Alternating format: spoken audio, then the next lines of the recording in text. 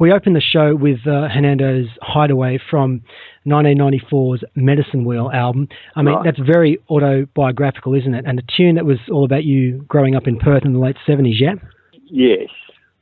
Well, us growing up, yeah, because it was also, it was James Baker who wrote the lyrics. But, it was about us, basically starting up a club called Hernando's Hideaway. If we go back to 1986, in fact, and yourself, Roddy Radar, James Baker and Pete Simpson get together as the Adorable Ones, but due to a Brisbane band using that name, you changed the name to the Dubrovniks. Is that correct? Is that how it got together?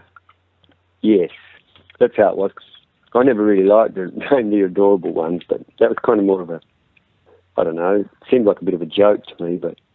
Okay, and both... But so luckily we had to change the name. Okay, and I think the Dubrovniks was certainly a name that was, or a moniker that was easily identified. That was, both yourself and Roddy were born in the same Yugoslav village. That's correct, yeah? No, our mothers were. Okay. Yeah. But that's the connection, I guess, yeah.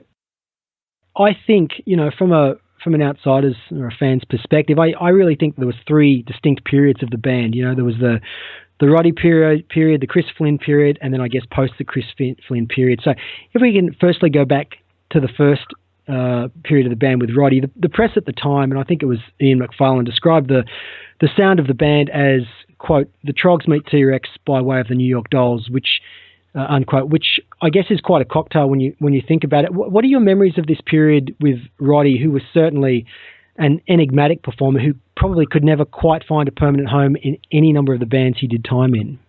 Yeah, well, that's kind of Roddy's history there. Okay. Because I grew up with Roddy, and we were best mates growing up all through our school. And when we started the Dubrovniks, he just left the Hoodoo Gurus, was it, or and the Johnnies, and there's a million bands he'd kind of just absolutely.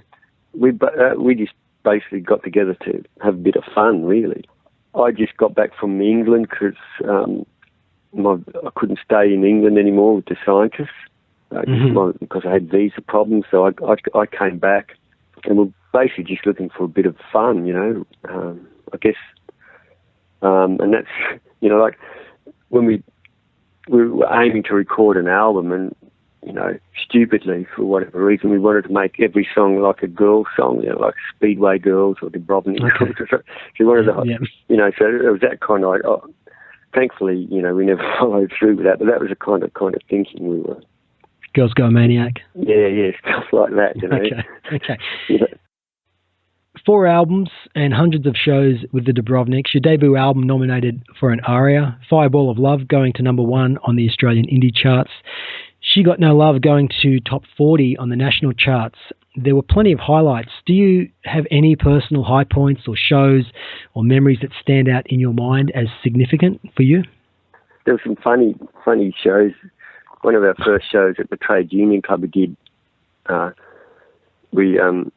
Roddy used to dress up as a turban. We had a turban, some kind of Raj kind of turban. And so one night we all put on Raj turbans, Like, I remember that was a good show. For no other reason as we just had turbans on, But like it's hard. I guess it's hard to pick a highlight when you're kind of living through it all. Sure. Do you look back on any of those shows in Europe and think, wow, because I've got some footage of the band on video in Germany, and the show's pretty amazing. Right? We're on a TV show. I don't know. Is it that one you're talking about? I think it is. Yeah.